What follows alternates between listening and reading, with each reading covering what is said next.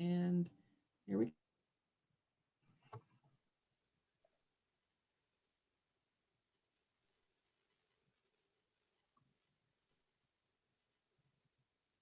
Got a lot of people joining. It's going to be good. How many people's in your organization generally? I think right now we're sitting right around 2,400, 2,500, but in the past we've had upward of 3,000 members. That's incredible. It is. It's Sherry Harris is the one who makes all the magic happen. And I mean, I don't know how she keeps track of all of our committees and our programs, but it is certainly impressive. Okay, guys, so we have broken the threshold of 100 participants so far. And for those of you guys that can already hear me, I'm just waiting a little bit longer to make sure that everyone is let into the webinar before I introduce our panelists. So I'll just wait a little bit longer and then we'll go from there.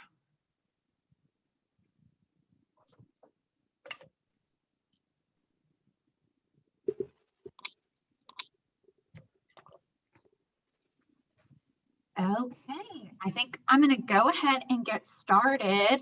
So welcome everyone who has taken the time to join us today for this really, really important continuing legal education webinar. This is our first in a series of webinars dealing with mental health this year in 2021. So this webinar is focused on managing anxiety in the legal profession.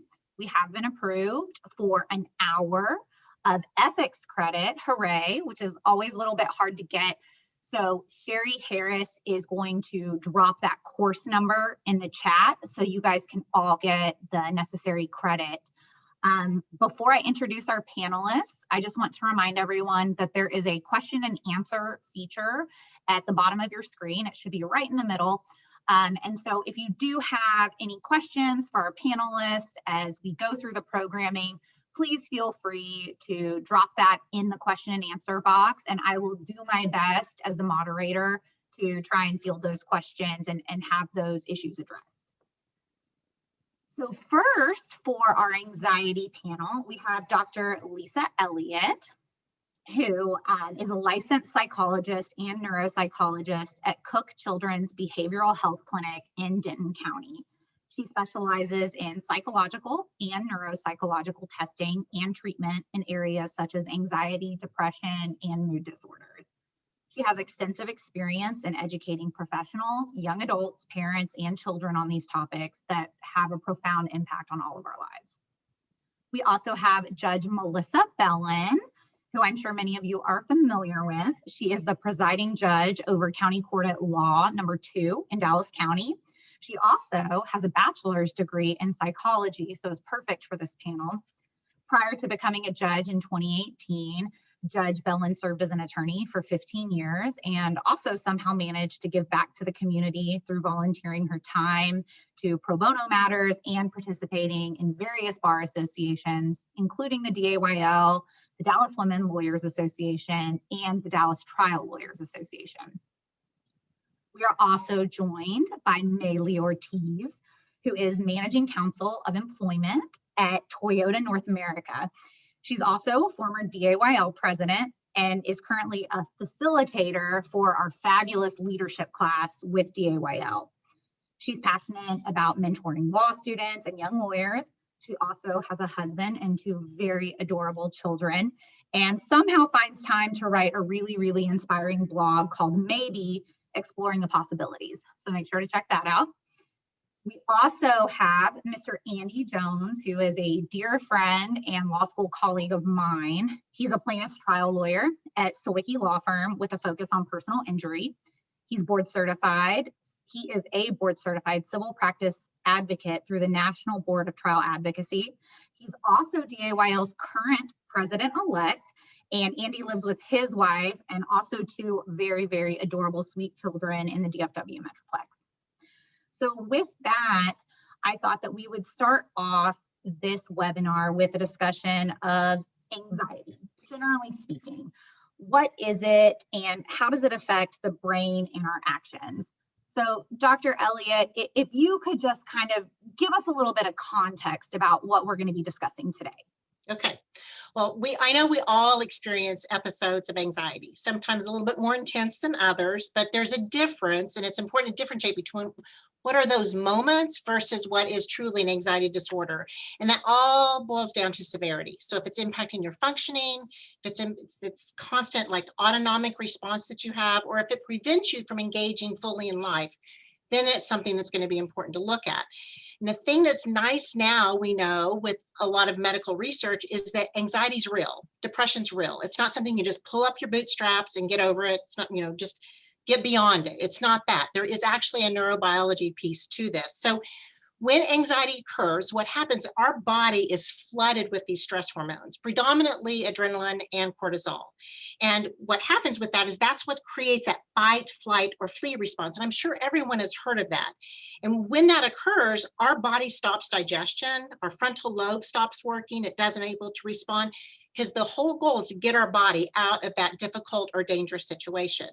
And what's really important to know, and what we now know, is that when cortisol stays elevated in your bodies more than 2 weeks, that's all it takes, it will literally suppress or stop production of serotonin.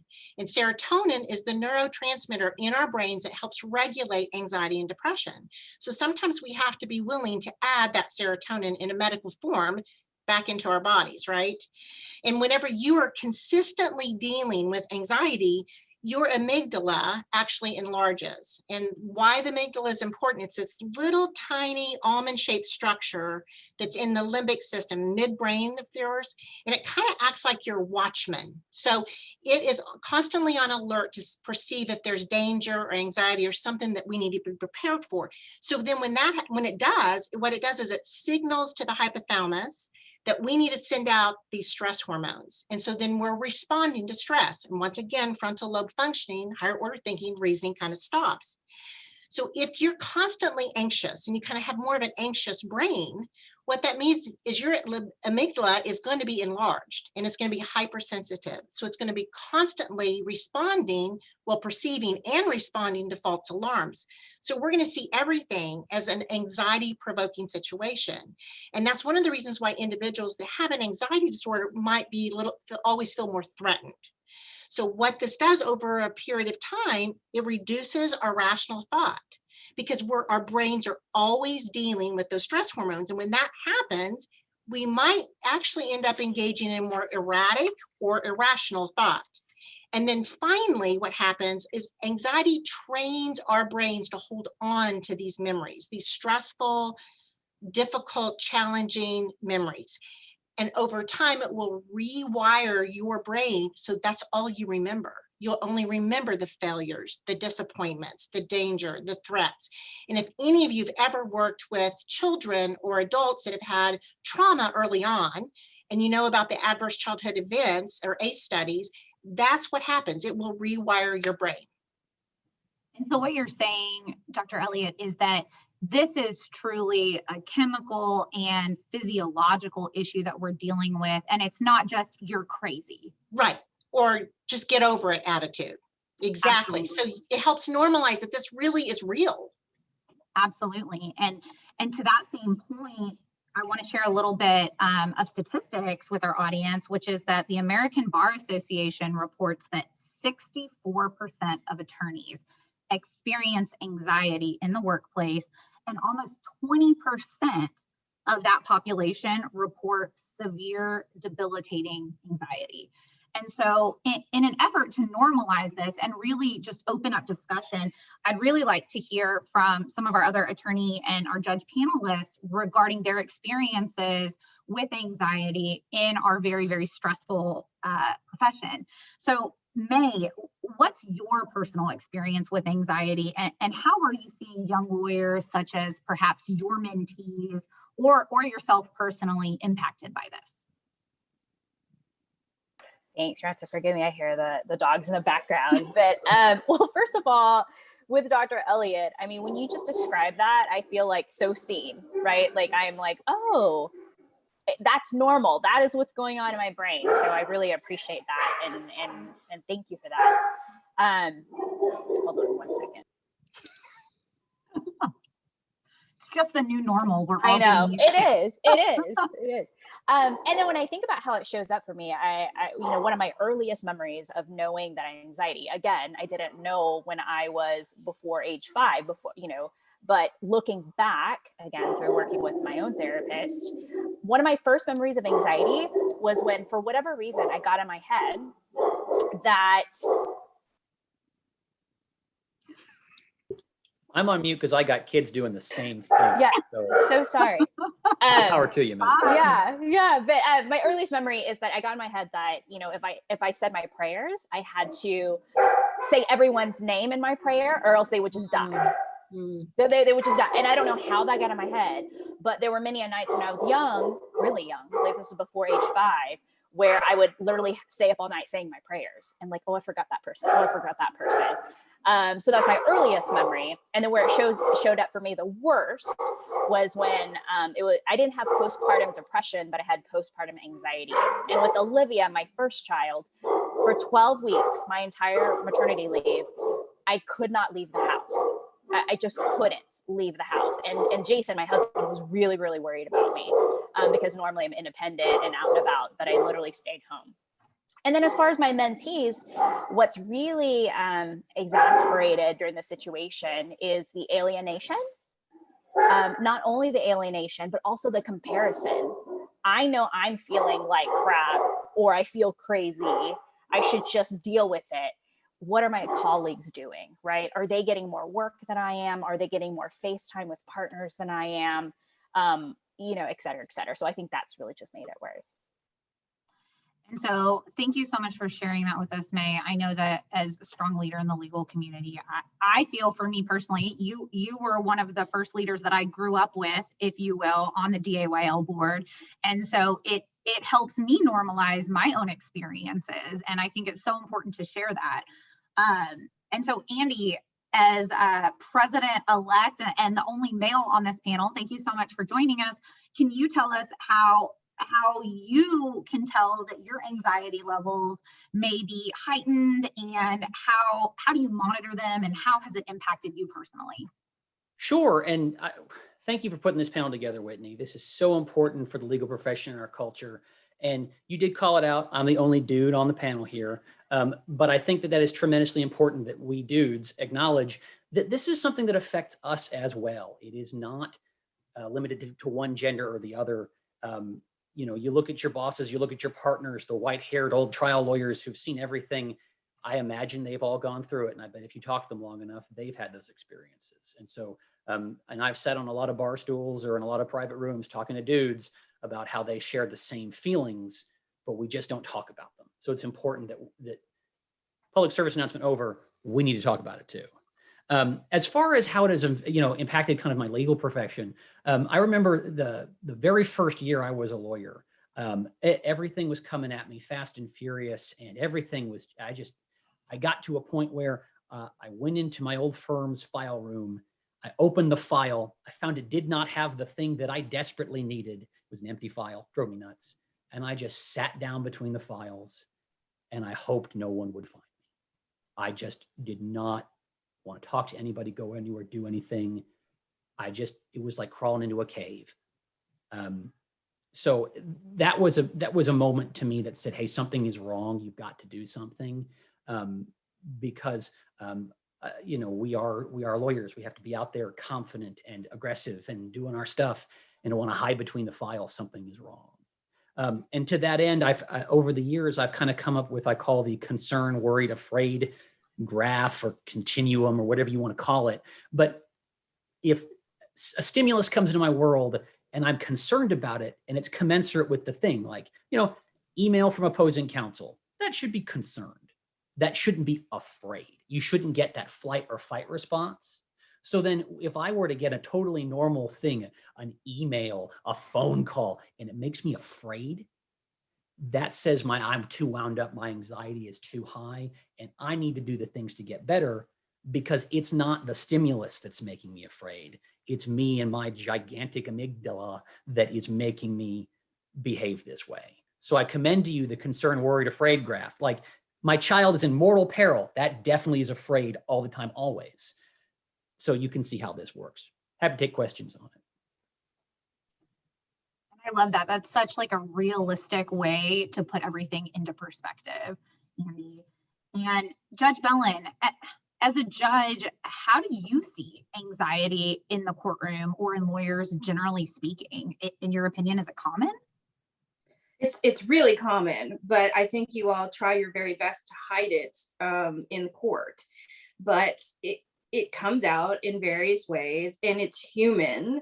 And the thing that I always try to keep in mind is, is this attorney someone who's late because this is an attorney who doesn't think the time of the court is important, which generally is never the case, or is something else going on? When somebody doesn't show up for a hearing, my question to opposing counsel is always, have you heard from them? Has there been any discussion? And when somebody says, well, yeah, we had a call yesterday conferring on this, then I know that they expected to show up for the hearing today.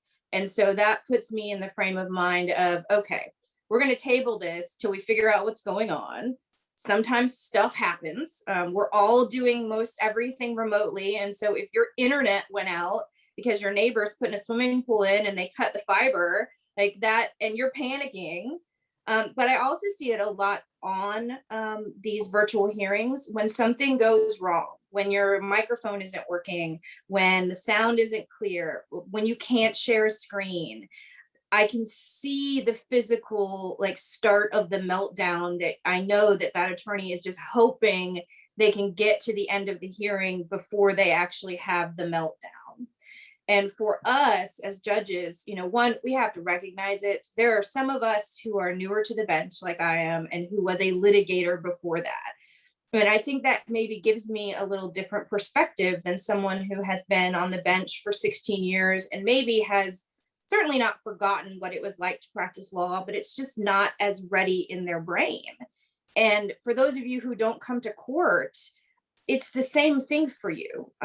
Our culture as lawyers is one that is probably the worst of any profession. We have very much the cutthroat, competitive, you need to bill more than the other associate, you need to undercut that associate so that you can get ahead. You never show weakness to a court or to a partner. And finding those people outside of that direct chain of command that you can acknowledge those things to is so important. And that's something I neglected as a young lawyer. I very much had the attitude of I can do anything. No one can tell me, that I can't do it. And most of the time I was successful at that, but not always. And, I had the moments where it was like, I just have to close the door or I just have to walk out of this office right now. Over the years, I also worked with some people who were anxiety inducing. And so that's another thing that I want young lawyers to think about, that sometimes you are picking up on what is happening around you with other people. And if somebody else is keyed up to 10 and they think everything is, afraid on Andy's scale, then that passes down to you that you're supposed to think that that's afraid on the scale. And when you get to the point that when you hear the ding of the email coming in, you just want to walk away from your computer, you need an outlet. And we all know that it doesn't always feel safe to do that with someone else within the firm because you're worried about something being used against you. But that's where things like these mentoring programs come in. That is where your friends who are experiencing the same thing as young attorneys, but maybe don't talk about it, come in. So find a way to give yourself a outlet in a way that you feel protected, that, it's not going to get back to the partner that you had a meltdown on Friday night because you hadn't eaten all day and you can't go home until the last person turns the light off because that's what's been programmed in you. And so I'm hearing a lot from our panelists about culture and how our legal culture is, for lack of better words, it can be pretty toxic.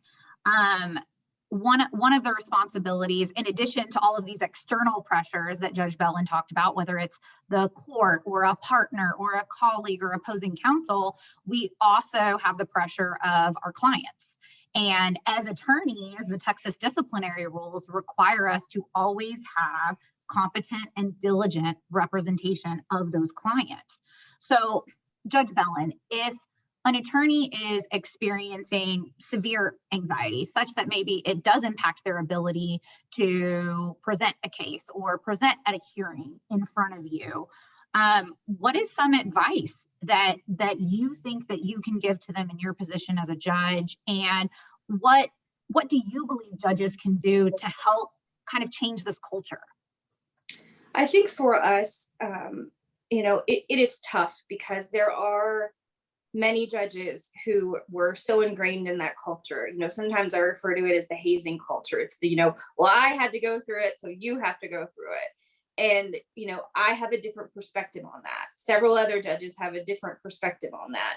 But, there is never going to be a time that someone comes to me and says, Judge, either I need a break so I can, even if you just say, I need to go to the bathroom, when really it is, you just need to go, calm yourself down for a minute, or, can I consult with my client? Or if things are really going wrong, before I have asked attorneys, do we need to reset this? We're having trouble with, the share screen and, it's not working. And I always try to give them an out, where it's like, I have something else set in 15 minutes. I'm not sure we're going to get this resolved by then. Can we simply reset? Because I do sometimes, sometimes maybe I'm wrong. Maybe you're not panicked. But I know that you're not giving your client your best representation if that is what I'm seeing. And with judges, it's hard for us to be able to keep a docket moving and to keep all of that in mind, but just some very basic awareness of other people's needs really can get you to that point. And I'm the presiding judge, not only of my court, but of the county courts at law, so the 5 courts. And these are things that we've talked about in our meetings, because even some of the judges are super frustrated with the technology. And it comes out, I've had bad days where I'm cranky and, I cut somebody off and I tell them, that's not what I want to talk about, counsel. Let's talk about this instead. And I know that that's not what I try to have as a normal demeanor on the bench. And so sometimes I got to check myself too. And so I think that it is probably unrealistic for it to come from the court down. I think that is a goal we should have as the courts. But I know that everyone who practices in our county probably has 1 or 2 judges that they just don't like appearing in front of, whether it's because it makes them nervous, whether it's because they've been yelled at in that court. We've all had a bad experience. And so it's tough when that's what the goal is, when frankly, other than appealing us if we do something really crazy or mandamusing us because we are outside of our discretion, there's not a whole lot that can be reinforced on the judges other than our, yearly conferences where we do talk about these things. A lot of times we talk about it from our perspective of how stressed we are with moving 1,600 cases and, how backed up we are. And sometimes we forget about the fact that you all are having that same experience, if not times 1,000, because you're not the court. If I don't rule, I can basically take my time to do so up to a point. Whereas you're sitting there with a client who is going, why hasn't the judge ruled? What can we do about it? Can we ask for another hearing? And you're trying to balance, like, is the judge going to be mad if I ask for another hearing? So I'm aware of it. I try to be very aware of it. And I think that when a judge gives you tries to extend that branch, sometimes we're so anxious we don't even see it. So try to be on the lookout for it. When somebody says, hey, this isn't working, we've got another hearing, do we just need to reset? That's not saying you're an idiot, you don't know how to use stuff. That is, sometimes that is trying to give you that opportunity to take it down a notch. If I can jump the outline just a second there, Judge. Okay, fine. So 2 thoughts. One is that your talk about recognizing the basic humanity in your opposing counsel. I learned that as a young lawyer. I'm still a young lawyer, I think. But I learned that like year 3, I was in a jury room being yelled at by a defense lawyer to conference before a compel hearing. And I'd flown down there and I'd been up all day and all night. And so I said, this conversation is no longer productive. I need to get a sandwich. And I got up and I went and got a sandwich. But she didn't blink.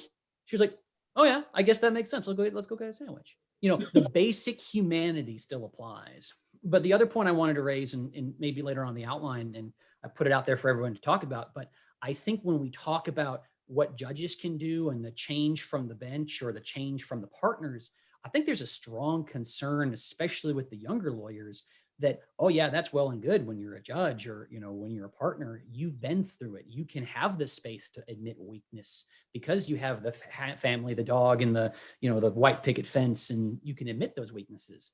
I got to be young, scrappy, hungry, and fight my way to the top. And, if I admit that I got a problem, I'm never going to make it. And so I think that we need to have a stronger dialogue between the new and the old about this feeling, about this issue. And I think that it's one thing to say the judges do it, but I think it's a partners and senior associates level kind of thing. Absolutely. And I think that all of us on this panel, as more senior attorneys that are outside of 5 years of practice, that this is one of the places that we can start to help younger attorneys understand that there is a safe space and that they can come talk to us. So please, any of the participants, reach out to me. And I don't want to speak for the other panelists, but I'm happy to engage in a dialogue. And if you're just feeling lost or need help, I am happy to lend an ear. And with that being said, talking about kind of being aware of boundaries and being aware of ourselves and taking care of ourselves, really, I would love to hear from Dr. Elliott on how someone can be self-aware if they are experiencing anxiety and when they may need professional help. What can you tell our audience about that, Dr. Elliott? First and foremost, doing what you guys are doing right now is exactly what needs to happen. Participating in this education, being willing to normalize anxiety and depression. I shared with you, Whitney, yesterday, as an outsider looking in, I have a whole different level. It was very enlightening to hear about the toxicity, and I'll name it. I'm not going to say somewhat toxic environment. You guys has got a very toxic professional culture. I don't know any other better way to say it. And so normalizing this and talking about it amongst yourselves and supporting each other, being kind is critical. But all of us can look up the DSM and find out the different types of anxiety and depressive disorders and the diagnostic criteria that you need to have to render that diagnosis. But there are some subtle signs that you need to be aware of that kind of should trigger to you, ooh, maybe I need to do something about this. So I'm going to review some of those. Some of them are subtle emotional signs. If you guys notice that you have an increased irritability, which is a result of increased cortisol, by the way, that increased low frustration, when you also feel like the restlessness, the apprehension, the tension. My favorite word to use with kids is gritchy, a combination of grumpy and witchy. That if you feel that, then that's telling you you're having some challenges, as well as difficulty concentrating. You might have physical symptoms, more headaches, more migraines, more somatic complaints, even gastro issues, muscle tension, eating changes, sleep difficulties, where difficulty falling or staying asleep. But if you even wake up where you don't feel rested, that means you're not sleeping well. Some people report before they've realized that they've got anxiety, is they have more of those, not a true panic attack, but kind of like anxiety mini panic attacks, that difficulty breathing, where your heart's racing, you're sweating, you're chilling, you can't focus, you can't concentrate. That is all indicators that you need to be doing something with it. But we also know that there's some work issues that are impacted too. We know that high anxiety in particular can impact your work production as well as your overall just social communication. So you may see more issues with the concentration issue where you are making more errors than what you would typically make. The other thing, you can find that we have problems with our working memory and word retrieval issues. How many times have you guys been trying to find the right word to describe something? That can be anxiety. It impacts our frontal lobe function, the ability to plan and organize and time management. Maybe you have more missed dates. We know that it can affect the social anxiety piece, can be also affected because you may be more fearful to talk to a judge Bellen, when in reality, she's just one of the nicest ones I know. She's equals up to some of my two really good friends that are judges. They actually care. They're here with you, and giving you an out in a way. The other thing too is we know it can impact your work satisfaction. So you may find more turnover, more absenteeism. You're going to feel more fatigue, again, that irritability, but also isolation. If you experience any of those, talk to your mentors, talk to somebody, be willing to get some help. Absolutely. And then I'm also going to share in the chat some resources that I think I can share in the chat. I'm going to share this PDF, or it may not let me. I'll have Sherry send it out to everyone who registered, but Dr. Elliott provided some recommended resources like workbooks and other books that you can read just to kind of educate yourself better on that, because I find that the more resources that people have, the more likely they are to actually seek that help that they've probably been needing. One of the other disciplinary rules I think that's really impacted by anxiety in particular is keeping clients informed. Dr. Elliott talked about kind of avoidance and missing deadlines, and Andy talked about this, the concerned, worried, afraid kind of dynamic that may happen. And I think that some of that does result in avoidance and may break down with client communications. And so, Andy, how do you believe that anxiety can impact communications with clients or opposing counsel or the court in the legal field?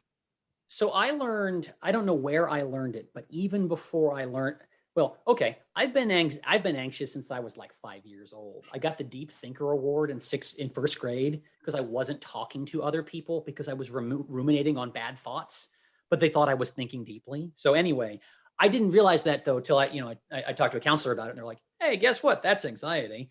But I learned very early on that there is no problem you can't fix by talking about it. You've got to talk about it. And the anxiety pushes and pulls in that it says, "Oh, I really want to talk about that right now. I do not want to call that client. I do not want to respond to that email. I do not want to do this." But you've got to get back on, using the concerned, worried, afraid. You've got to get back on and you've got to talk about it. Even I had and I think it affects attorneys in different practices more than others. I have been very lucky to get a lot of experience very early on. People have trusted me to run cases from the beginning. And whereas some associates never actually see the front page of discovery. But we've all got our problems.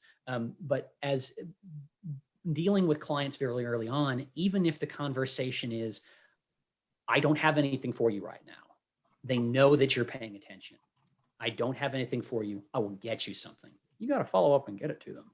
But there is no problem you can't fix by talking about it. The problem is that some of these issues, because you're anxious, do end up compounding to where you should have had 3 small conversations. "I don't have it. I have it and it's not good. Okay, yeah, we lost. We didn't need to do this."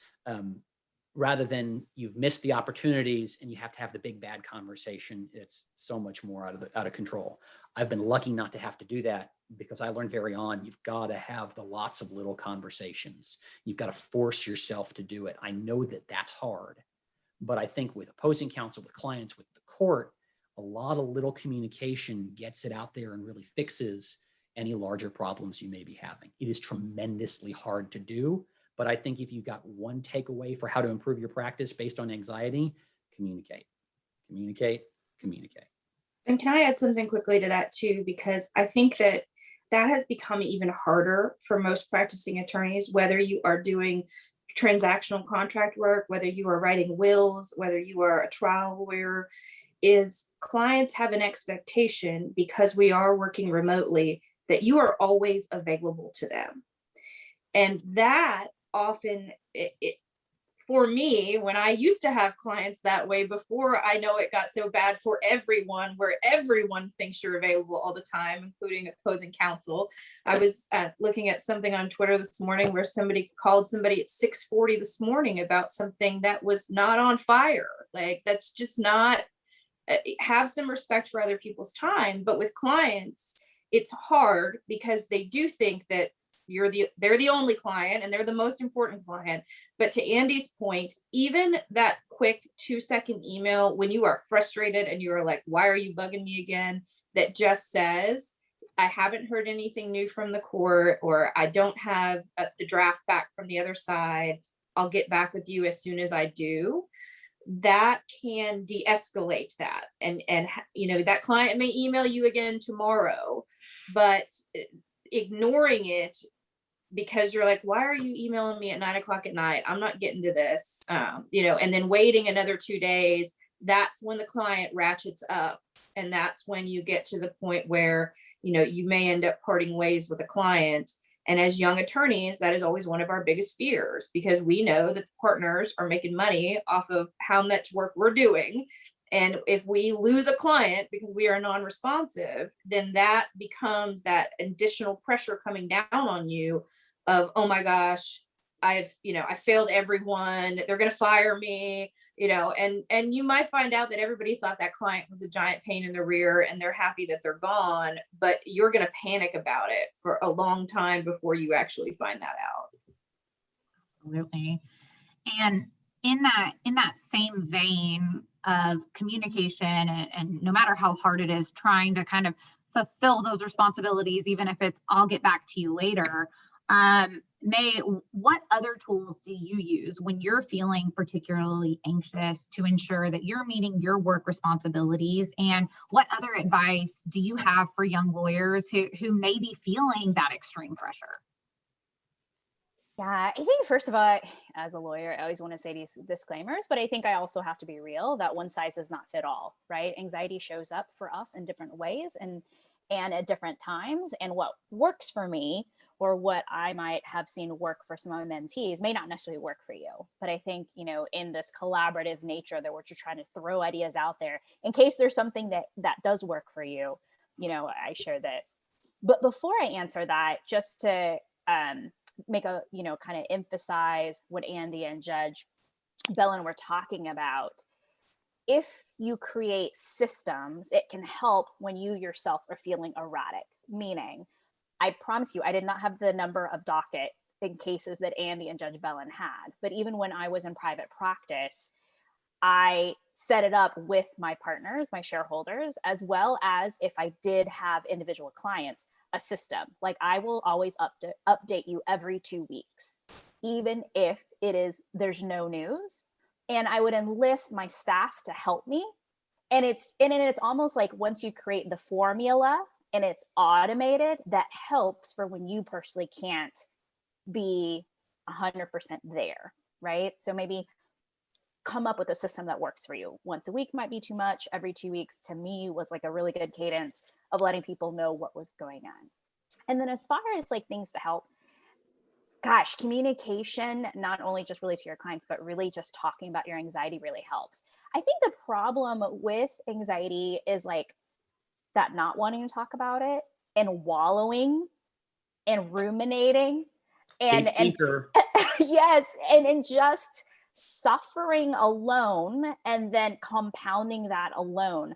I think talking about it is huge. So for me, having a therapist was huge. In fact, and just so that, it might take a while to find the right one, right? Yeah. It took me a few tries. Even the pandemic, I switched and it's like, oh my gosh, this is so awesome. Talking to her every 2 weeks, if that's not something that you're ready for because of whatever, first of all, I don't know. If you will pay to get a personal trainer to work out physically, I don't know why there should be stigma about talking to someone and taking care of you mentally. It's health. It's all health. But that aside, if, it took me a while to get to this place too, talking to friends, mentors, just talking about it. So you're not in it alone, right? The worst part of it is thinking that it's only you or something is wrong with you. That's like the worst part of it. Yeah. So beyond talking about it, for me, to kind of, now that I've learned so much from Dr. Elliott, to get away from the amygdala and use more of my frontal cortex, listing, right? Writing out all the terrible things that's in my head and just writing it out and looking at it. And then maybe it's a little bit of what Andy's saying is like, is that for real? Or did I make that problem up? Did I make it worse? Right? Yeah. Like if I write it all down and then I can actually like physically see an X, okay, that's not going to happen. That's not likely to happen. Okay. And then if I see some that are possibilities, okay, well, what's my plan to fix that? I think using more of my analysis, our analytical brains helps me get out of that oh my gosh, like I'm drowning in quicksand, right? So that's helpful for me. And I'm sure y'all have other tips too, that what's found for you, but list making and writing it out helps for me. And talking. Well, and if I could just jump in as the resident dude, I think that I think that at least in, I'm an overly involved millennial father, so I'm a little bit more open with my feelings and stuff like that. But I think there's a lot of men in the legal profession who considered I'm jumping the outline again, but the anxiety and being overworked and working hard and doing all this is often a sign misconstrued as a sign of strength, especially I believe for men in the legal community. Yeah, it's a badge of honor for some folks. Exactly. And so we need to talk about our anxieties, but we need to talk about them correctly, because the person who says, "Oh man, I didn't sleep last night because I was working on this TRO and then I had to," you're humble bragging. You're not actually talking, or you're crying for help. I can't tell, but you're not actually talking about your anxiety, which is half of that night you scrolled Instagram because you couldn't think about anything else and you needed to look away. We need to talk about our anxieties honestly. And so that's why, for me, jumping to what you were saying, May, is that in addition to exercise, we can talk about that all day long, but you need to talk about what you're actually feeling, and you need to have just one person in the whole world that you can do that with. And so dudes, I highly recommend counseling. I've been there, see somebody once or twice a month. But I also recommend if there's a human being you can talk to, because, a therapist, counselor, that's one thing. But if there's one other person in the world, you've got to be able to talk to that person, and you should start now. Start now creating that dialogue, because, I had a bad day today. Right now will allow you in 3 months, a year, 2 weeks to be, oh my gosh, my dog died, or, oh my gosh, this catastrophic thing happened. And you already have that relationship to have that dialogue. Because most people, when you walk up to them and say, hey, my dog died, they're like, oh, I'm sorry, but I really don't want to hear about this right now. You've got to lay that groundwork now. Yeah. Don't wait. Don't wait until you hit the catastrophic point, if at all possible, because that's when, it's still good to get that help then, but you are less likely to get there. And May, there was something you said the other day when we were kind of having our informal discussion that I think is really important. Because look, I was a poor law student. I was a poor college kid. I was a poor young lawyer. I was eating ramen noodles and mac and cheese and still bartending on the weekends through my first 3 years of practice. So it for some folks, while it is important, they've picked the gym membership over, a counseling session because of cost. And May, you had said something the other day about with your mentees that sometimes it's just a matter of realizing that the comparison there is, in your brain, you're going, oh my God, I haven't built enough hours. Oh my gosh, I haven't done this. And can you talk to us a little bit about what you were saying about just bringing it back to a rational thought of, okay, well, how is everybody else doing? Yeah, I mean, I had, a few mentees who called me who were just very, extra stressed out because they were so stressed out, not only about how they're feeling, but that they were missing out on something, that other people are getting more work, or they're getting more development, or whatever. And there was a part of me where I just said, okay, well, let's just talk this out. Are you have a good relationship with any of your associates? Like, how is their workload? Because otherwise you're starting your stress on a fallacy, right? On something that's not real. So first, factually, is it true that you're the only one who's slow? And then the mentee was like, okay. And then when we had our follow up, no, everybody's slow. Well, there you go. You know what I mean? So it's not you, and there's nothing wrong with you, and there's nothing, you're not going to fail out, and you're not, all the catastrophizing that we're all talking about.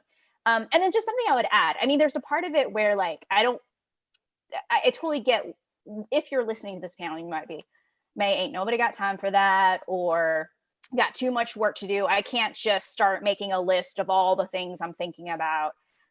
I would just say though, that it's not automatic, right? This is learned over years. I don't want to tell you how old I am. But also there has to be a physical break, right? So whether for me, it's taking a hot bath, whatever that physical, whether it could be exercise, like Andy's saying, there has to be a break though, to break that chain of emotion, and then try to use your frontal cortex and, get to a more rational thought. Absolutely. And I really think that we're also seeing a rise of that less rational thought, and interestingly enough, more comparisons with each other in this virtual environment.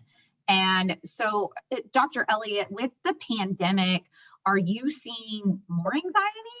And if so, why do you think that is? And what are you perceiving as essentially the bigger stressors now than that maybe didn't exist 2 years ago? Whitney, I hope it's okay if I go ahead and respond to that, but I have got to also move into the other part. So I'm going to jump the agenda like all of you guys have done already. Of course. Because I do have a rules. patient. Absolutely. You have patience. Absolutely. Okay, yeah. So I do have a 1 o'clock. So I'm going to hit both of these pretty quickly, if that's okay, and then get on up. But there has been a significant increase in our anxiety and depression, and it is across the board. It's from our littles to our teens, to our young adults, and to adults. And in fact, because most of my population stops at the young adult age, 25 and down, I looked up the statistics just for you guys, and it's for adults, they're reporting an increase from for Americans, 4 in 10 are reporting a significant. So when I think of acuity, I'm thinking 8, 9, and 10 on a scale of 1 to 10 continuum of acuity in anxiety and depression for adults. And so there's lots of reasons for that. I think you've got obviously your job issues for one thing, but you guys as adults and parents have a whole nother set. Some of you are having to take care of elderly people that have a compromised, or family members that have compromised health issues. You may even have compromised health issues within yourself or your spouse or your partner. But the other thing too is you've got your children who are also struggling with this pandemic to an nth degree, and you've got the pressures of all the education piece. They're trying to wrap your head around all of that.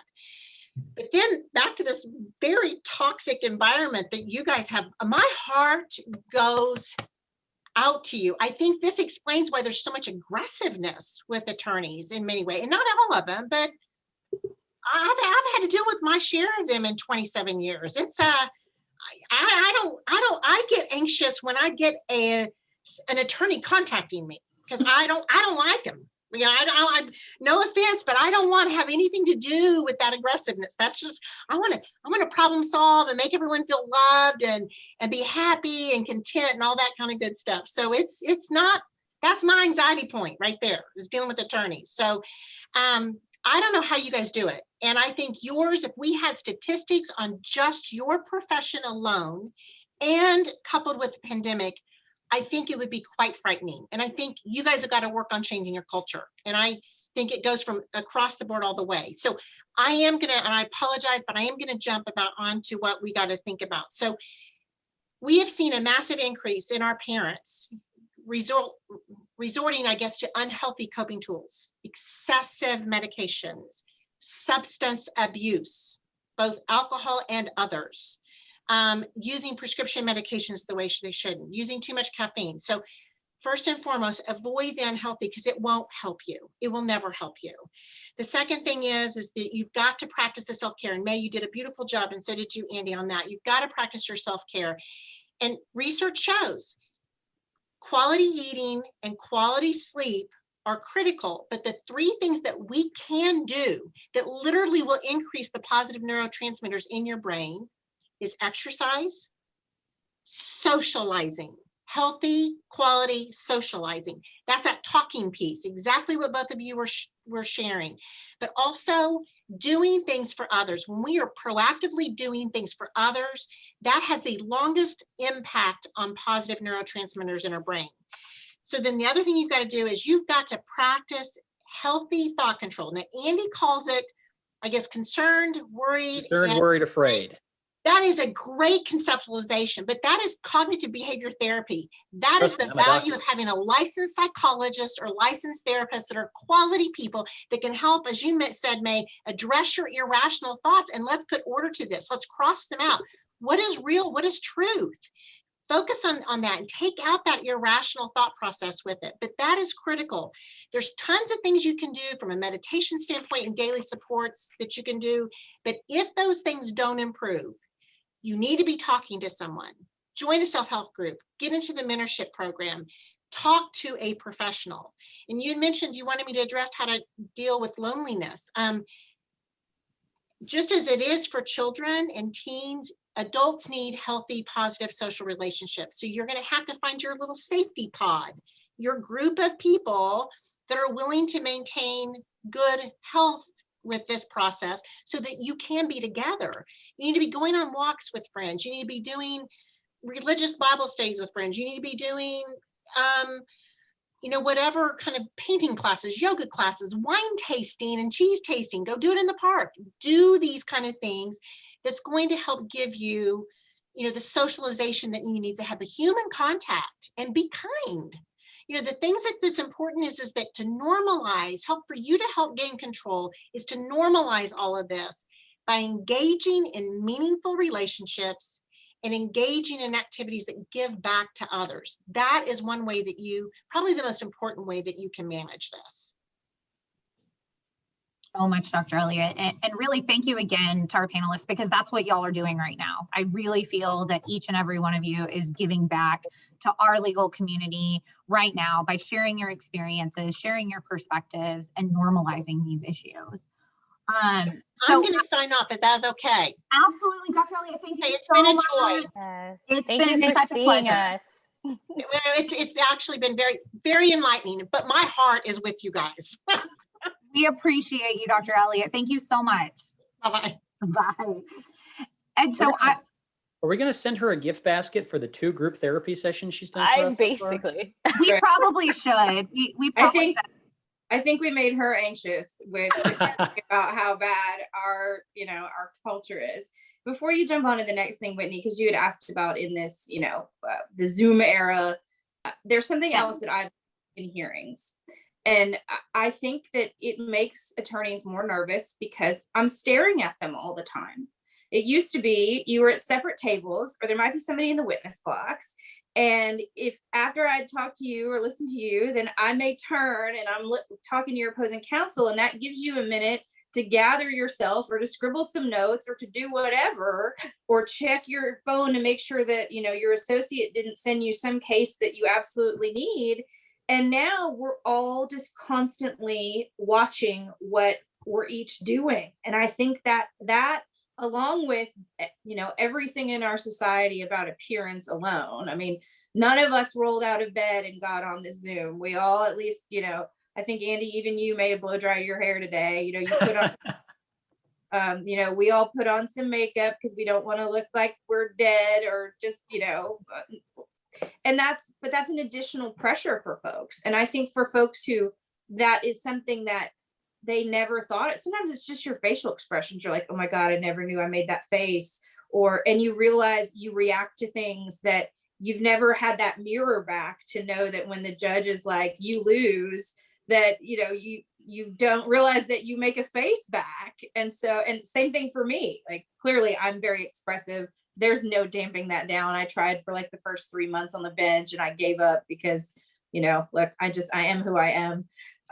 And so I do think that is another issue with, this pandemic culture, is that you feel like everyone's always staring at you and watching everything that you do, because we literally are. But I can guarantee you, I'm not worried about, the fact that you're scribbling something down so you don't forget. In our own heads, often there's that saying, no one is thinking about you, they're thinking about themselves.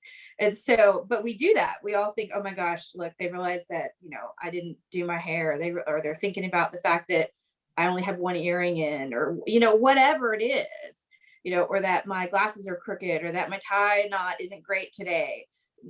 And then you let those pressures in. So, try to realize that everyone is feeling that same way.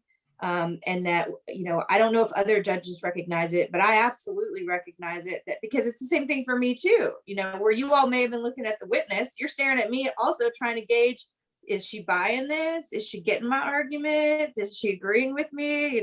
Was that a nod or a shake of the head? What was that? So I just think we all are overstimulated with the appearance portion of what we're doing in our practices right now. Yeah, and if I could just add on that appearance piece of it, I think is huge, because it even ties into perhaps some of the toxicity of our profession. I know we totally freaked out Dr. Bellin when I told her this particular story I'm going to share with you now. she like literally gasped. And I mean, there's some shame in it, but I want to share it in case, like, don't be me. I actually missed my grandmother's funeral. I made it to her burial, and it was because I was in trial. And before you think that I had terrible partners and I had a terrible firm, I didn't tell a single person at my firm that my grandmother passed. I didn't want, in that competitive, toxic culture, I didn't want anyone to step in. I didn't want anyone to think that I couldn't handle my business, that I couldn't grieve and be a great trial lawyer. I mean, it was all me. I chose to do it myself. And then now, years later, I look back and it's like, is that the kind of person that I want to be? So I guess my thing is like, keep it in perspective and don't, yes, we all want to be great lawyers and we want to be great practitioners. But when you think about what your legacy is, right? Bring it back to what Dr. Bellin is. Are you a person that shows up for your grandmother's funeral? Are you a person that helps other people, right? Like, I just wanted to share that because that literally made Dr. Bellin gasp in our practice session. She was like, oh my gosh. So. Absolutely. And, you know, on that same line, May, I think that I was hoping that you would talk a little bit too, like, how can we deal with that jerk opposing counsel, or be professionally courteous or empathetic, because we as attorneys, maybe from the other side, are recognizing that something else is going on. What can we do to help make that culture better, and not just be kind to ourselves, but to others as well? I think that's tough for me being in-house now. So, you know, I'll defer to Andy and Judge Bellin on what they think in private practice, but I'll say as in-house and being a person who, like, I'm the client, right? Like, for me, being very clear that I'm working and sending you emails at 9 p.m. because my kids fell asleep. Do not feel like you have to respond right now, and giving others that room, that space. In fact, one on my emails actually added a line saying, I work flexibly. Do not feel like you have to respond immediately to me, right? Like, giving people that grace, permission on the front end is really helpful. I think from a litigation standpoint, I think you have to identify, again, I'm into this kind of thing, concerned, worried, afraid. I think you kind of have to identify the source of the issue. The great Charlie Gearing once said, you suck all the emotion out of a situation and you analyze it to say, okay, is this a case thing, or is this a personal thing, or is this an ice storm thing? Is this a pandemic thing? We're all idling very high. And so you got to, I think you suck the emotion out. As my counselor says, don't give nincompoops energy. You know, you suck the emotion out, you take all the recriminations out, and you look at this. What is the deal here? If it's, and sometimes it's you know, but you have to look at what the deal is. Just to pick up on May real quick, the other thing I'd say is that, well, at the height of when my anxiety was impacting my practice very early on, I came up with the things I call the non-negotiables, that these were things I absolutely had to do. And in the beginning, it was brush my teeth. You know, it can get that bad. But by the end, when you develop that list, it becomes an email you get every day from your Gmail calendar that says, you know, my wife and my children, these are non-negotiable. You know, my relationship with them, that is non-negotiable. And then you put down the house payment, that's also non-negotiable. You know, you put down the things that are important you have to address.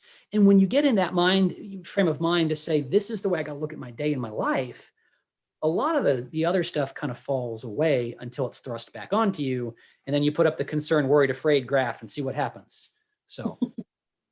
Andy, you bring a good point, because part of this pandemic, because yes, it has gotten worse.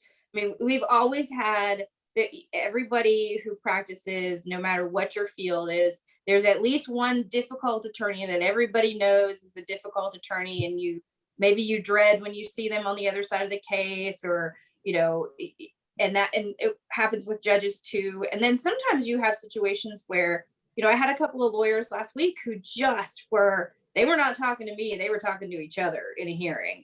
And I had to, like, stop them several times.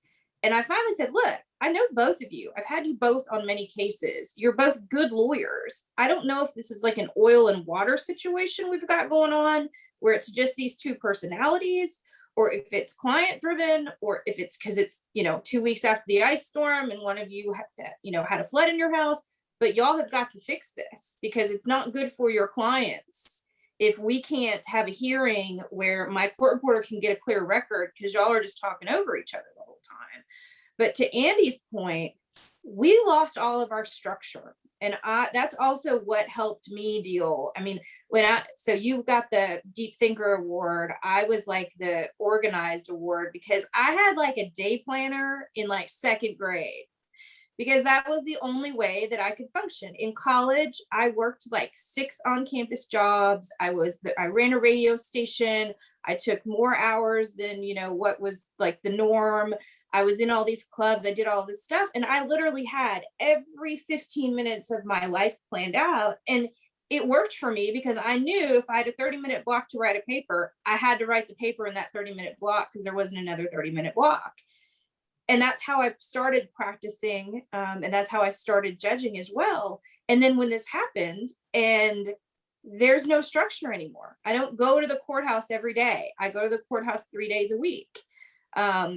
But even then, it's not where I've built it around. I have hearings at this time, and then I have a break to do this. And then I might go get lunch with some of my colleagues, and we might, talk about some issue that's going on in one of our cases. Like, all of that is gone. And so finding a way, even if it is just the reminder to brush your teeth, or to, get dressed, because even though we all love staying in our PJs and loungewear, sometimes that, for me, that's something that I have to do to trigger my brain to get into work mode. Sometimes when I'm at God, I just don't want to do anything today. Oh, I don't want to read that binder. I got to rule on that thing. Like, sometimes that's what it takes for me. It's going to be different for all of us, whether it's make breakfast or go work out or whatever it is. You putting some structure back into your life may help. It's not going to help everybody, but for me, that was a big deal. And it took me probably 6 months of the pandemic to figure out, why was it that I was so stressed about all of this stuff. And then I realized it was because I had zero structure anymore. And so I had to build something in order to give myself a little bit of that back. And I know we're over time, but Judge, for those of you in the audience who heard me use this before, but what you're talking about is Soren Kierkegaard's shipwrecked analogy. It's a beautiful quote. I'm not going to do it justice, but his point is that you got to look at, and his was in the context of faith and Christian theology, but it applies here, is that his analysis was, you've got to look at life like you're shipwrecked. You can't say, oh, that door is not pretty enough, or that plank of wood's not big enough. You got to grab onto what's going to keep you afloat, because everything else is farce. Everything else is details. And you have to build your life in that way to say, what really matters? What do I need? What truly matters? And then, all that stuff falls away. So I agree with you completely. When the pandemic started, I felt like the shipwrecked. You're thrown out, you're kicked out of your office. I carried out my plant like I'd quit or something, because I didn't know when I'd be back. But then you got to look at your life about like you're the shipwreck. It's the non-negotiables. It's the, what do I need to do to keep going and float? And so I encourage anybody who's in a situation where anxiety is getting the better of them, or they feel like that, you need to look at your life like the shipwrecked and figure out what really is going on here, because that'll be very meaningful, and that will get you back on track. Absolutely. And I know that we are about 5 minutes over time. So I just wanted to thank our panelists for being here and being so open about their perspectives and sharing with the audience. I really hope it was beneficial to all of you who were able to make it this far. Please email me, Sherry, Andy, whoever you feel comfortable with, if you would like that list of resources. There's also a link in the chat.